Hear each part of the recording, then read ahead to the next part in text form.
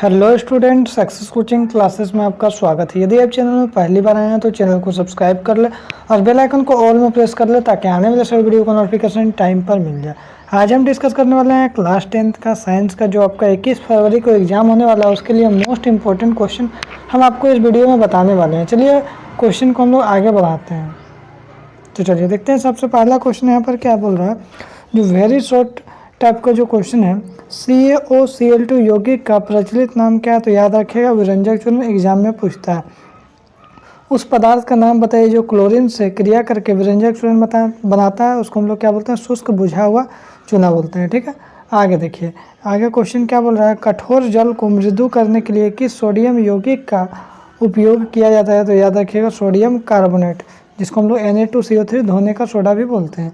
आगे देखिए, चौथा बोल रहा है टमाटर में कौन सा अम्ल होता है? तो याद रखिएगा, ऑक्जेलिक अम्ल होता है। आगे देखते हैं क्वेश्चन क्या बोल रहे हैं, आश्वित जल विद्युत का चालन क्यों नहीं करता है जबकि वर्षा जल करता है? देखिए, आश्वित जल मतलब शुद्ध जल है। शुद्ध जल में क्या होता है, आपको H+ आयन नहीं मिलता है। H+ आयन नहीं मिलता है, इसके कारण क्या होता है, विद्युत का चालन नहीं होता है। जबकि वर्षा जल में क्या होता है, H+ आयन मिलता है, H+ आयन मिलता है, इसके कारण क्या होता है, विद्युत का चालन करता है। चलिए वही चीज़ लिखेंगे, आश्वित जल होते हैं शुद्ध होते हैं, इसमें H+ आयन नहीं बनता है और विद्युत का चालन आयनों के द्वारा ही होता है। जब आयन के द्वारा होगा उसमें H+ आयन ही नहीं बनेगा तो विद्युत का चालन नहीं होगा। और वर्षा के जल में थोड़ी मात्रा में अम्ल होता है, ज़्यादा नहीं होता, थोड़ा मात्रा अम्ल होता है, क्योंकि वायु में उपस्थित SO2 और NO2 गैस मिलकर क्या होता है, जल में अम्ल बना देता है और H+ आयन उत्पन्न होता है, जिसके कारण विद्युत का चालन होता है। क्लियर, समझ में आ गया आपको? आगे देखिए, जल की अनुपस्थिति में अम्ल का व्यवहार अम्ल क्यों नहीं होता? देखिए क्वेश्चन में ही आपका आंसर छिपा हुआ है। क्या बोल रहे हैं, जल की अनुपस्थिति में, यदि जल उपस्थिति ही नहीं होगा तो H+ आयन नहीं बनेगा। H+ आयन नहीं बनेगा तो अम्ल का व्यवहार अम्लीय होगा? बिल्कुल नहीं होगा। तो वही लिखेंगे, क्योंकि जल की अनुपस्थिति में H+ आयन उत्पन्न नहीं करेगा, इसलिए अम्ल का व्यवहार अम्लीय नहीं होता है। केवल जल की उपस्थिति में ही H+ आयन उत्पन्न होता है तथा अम्लीय अभिलक्षण दर्शाने के लिए आयनों का बनना बहुत ही ज़्यादा जरूरी है।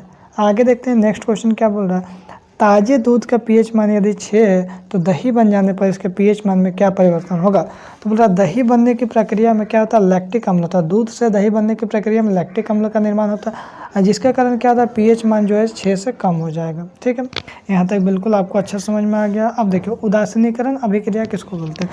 देखिए, कोई भी यदि आप कोई भी अम्ल को और कोई भी क्षारक को आपस में अभिक्रिया करवा दीजिएगा, क्या करिएगा, कोई भी अम्ल को और क्षारक को आपस में अभिक्रिया करवा दीजिएगा तो क्या बनेगा, लवण बनेगा। और क्या बनेगा, जल बनता है। क्या बनता है, लवण और जल बनता है।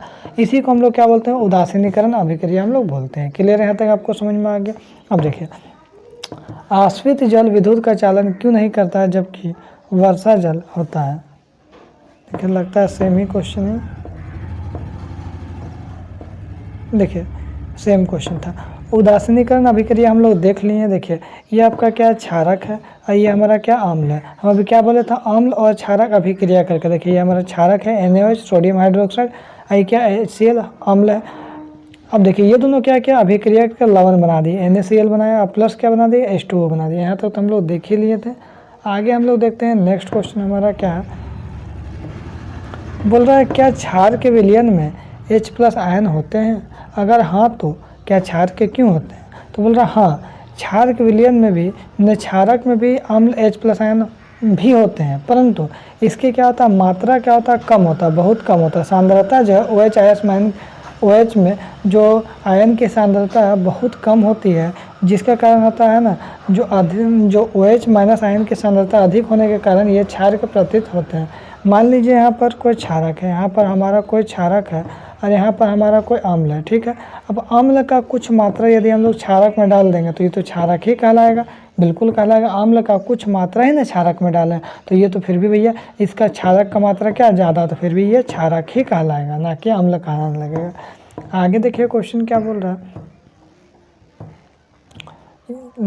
एक ग्वाला ताज़ा दूध में थोड़ा बेकिंग सोडा क्यों मिलाता है? तो बोल रहा है, पहला यहाँ पर क्वेश्चन बोला ताज़ा दूध के pH मान को 6 से बदलकर थोड़ा क्षार के क्यों बना देता है। दूसरा क्वेश्चन बोल रहा है इस दूध को दही बनाने में अधिक समय क्यों लगता है। तो चलिए इसको हम लोग उत्तर देखते हैं। पहला का उत्तर बोल रहा है क्योंकि बेकिंग सोडा का प्रकृति क्या होता है, क्षार के होता है।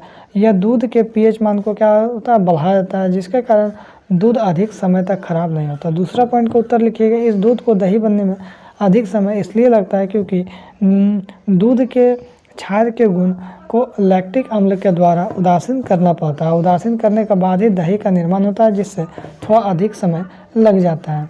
आगे यदि हम लोग देखते हैं क्वेश्चन की ओर, ये हमारा क्वेश्चन यहाँ पर ख़त्म हो गया। तो यदि आपको वीडियो अच्छा लगे तो लाइक करिएगा, शेयर करिएगा। अगर चैनल में नए हैं तो चैनल को सब्सक्राइब जरूर करिएगा। फिर मिलते हैं नेक्स्ट वीडियो में। Thank you so much.